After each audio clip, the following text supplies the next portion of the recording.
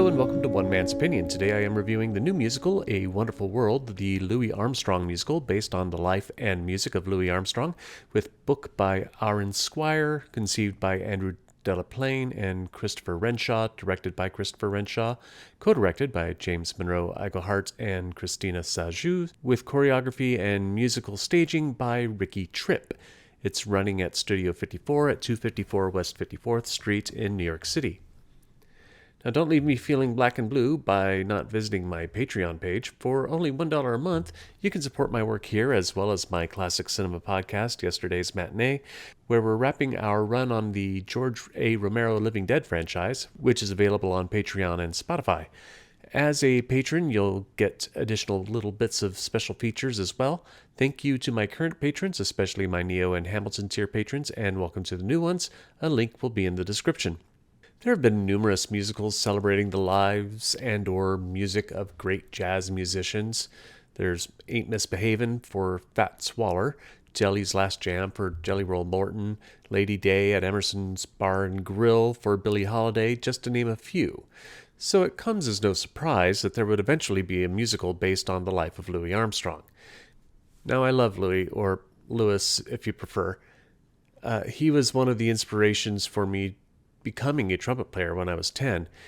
And as much as I love the idea of a musical about Louis Armstrong, I'm not sure this is the one we needed. The first and maybe biggest problem with A Wonderful World is its runtime, clogging in at nearly 2 hours 45 minutes the night I was in attendance. It was way too long and attempting to cram so much story in it. I think some of the problem comes from what appears to be the intended focus of the musical, which is Armstrong, played by James Monroe Iglehart, and his relationships with the four women who he married. Daisy Parker, played by Dion Figgins, Lil Hardin, played by Jenny Harney Fleming, Alpha Smith, played by Kim Exum, and Lucille Wilson, played by Darlicia Searcy. The musical is broken into 4 chapters: New Orleans in the 1910s, Chicago in the 1920s, Hollywood in the 1930s, and New York from the 1940s to the 1970s. Each wife corresponds with a different chapter. I get it, it simplifies things, but Armstrong made his way to New York long before the 1940s, and his work in Hollywood far exceeded the 1930s. Of his 35 film credits, only 6 feature films were made in the 1930s, along with 2 shorts. The relationships don't exactly line up historically either, as, for example, Armstrong didn't marry Daisy until 1919, or Alpha until 1938. It's all for the use of simplifying the narrative for the audience, I get that, but I don't think the audience needs it that simplified. If anything, the simplification makes things feel a little confusing to those who are familiar with his life. I could go on for hours on the debatable historical accuracies of the musical, so let's leave it at that. James Monroe Iglehart does a fantastic job as Armstrong, giving the legend a developing sense of maturity as he progresses in his life from the naive jazz club trumpeter to a definitive icon of the music world. I'm not sure how he's able to do it, but he puts on the trademark gravel voice of Armstrong through the entire show, aside from a few earlier scenes before he develops it after a bad illness. The story doesn't go into his vocal nodules and surgeries that he had on his throat that made things even worse. The 4 ladies are excellent. Figgins and Harney Fleming get a great end of the first act duet with Some of These Days and After You've Gone. Each of the 4 actresses' performances also reflect the character growth of Armstrong. Everything serves to tell Armstrong's story. The more mature he gets, the more mature the women around him get, and they push him to become better. This is where the musical story is at its strongest. The weaker side of the story is Armstrong's music career, which kind of gets sidestepped at times to focus on the love stories. Ella Fitzgerald isn't even in the show, neither is Duke Ellington or Bing Crosby or any other of the big-name collaborators. It's a little disappointing, particularly the work with Ella not being included because their collaborations are considered legendary at this point. Also, there's a subplot involving the mob that helps inform as to why Armstrong moves at certain points, but it's such a B-plot that it doesn't carry much significance and weight. The music is awesome.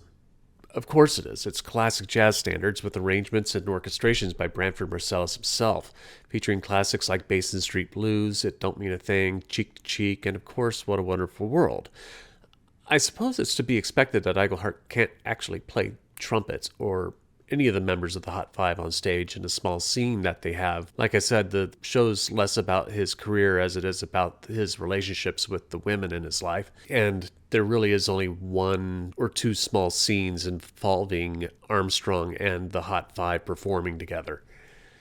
It takes years and years of practice to play as good as Alfonso Horn and Bruce Harris do, who are the trumpeters in the musical's orchestra. Yeah, it's a pet peeve of mine to have actors on stage who aren't playing their instruments, but I appreciate that there are some limitations.